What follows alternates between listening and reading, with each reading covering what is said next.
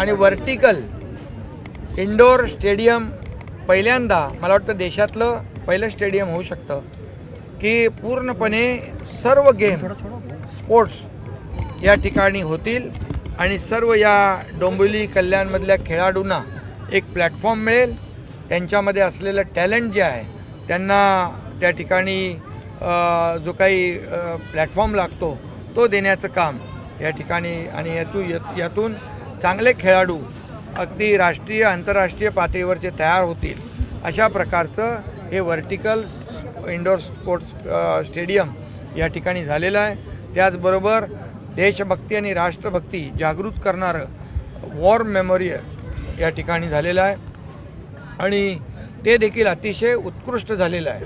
आणि देशासाठी लढणाऱ्या जवानांची एक ओळख आठवण चिरंतर राहिली पाहिजे यासाठी वॉर मेमोरियल देखील आपण जर पाहिलं तर एक तुम्हाला देखील सगळ्यांना प्रेरणा आणि ऊर्जा मिळेल. तिथे येणाऱ्या प्रत्येकाला प्रेरणा आणि ऊर्जा मिळेल. ते अतिशय उत्तम नमुना त्या ठिकाणी ज्यांनी कोणी केलेला आहे खासदारांच्या संकल्पनेतून ही कामं जी झाली आहे. सावित्रीबाई फुले नाट्यगृहाचं नूतनीकरण तेही आवश्यक होतं आणि यापूर्वी देखील अनेक कामं या ठिकाणी झालेली आहेत. काँक्रीटचे रोड झालेले आहेत, पिण्याच्या पाण्याची सोय झालेली आहे, या ठिकाणी अनेक प्रकल्प उभे राहिलेले आहेत आणि त्यामुळे हे आजचा प्रकल्प एक खऱ्या अर्थाने या काय म्हणतो आपण कल्याण डोंबिवलीच्या तुरा काय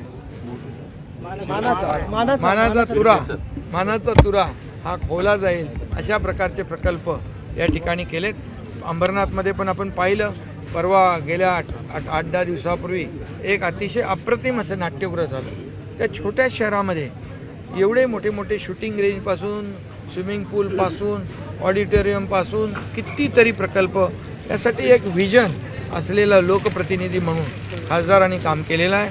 मी त्यांचं मनापासून अभिनंदन करतो आणि भविष्यात देखील जी जी कामं या कल्याण डोंबिवलीमध्ये किंबहुना कल्याण लोकसभेमध्ये आवश्यक आहेत या सर्व प्रकल्पांना कधीही कुठेही निधी कमी पडू दिला जाणार नाही अशा प्रकारची व्यवस्था नक्की केली पाहिजे.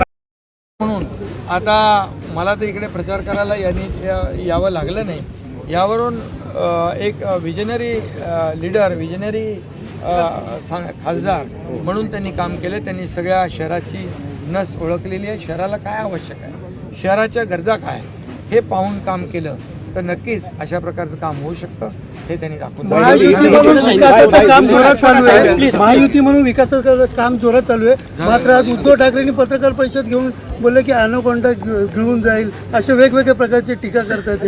अरे जे घराच्या बाहेर पडत नाहीत त्यांच्याबद्दल काय मला विचारता तुम्ही. आम्ही काम करणारे लोक आहोत, फील्डमध्ये उतरून लोकांना भेटून लोकांना मदत करणारे लोक आहोत आणि ज्यांनी कधी आता घरी बसलेल्या लोकांना कोण मतदार काय करतात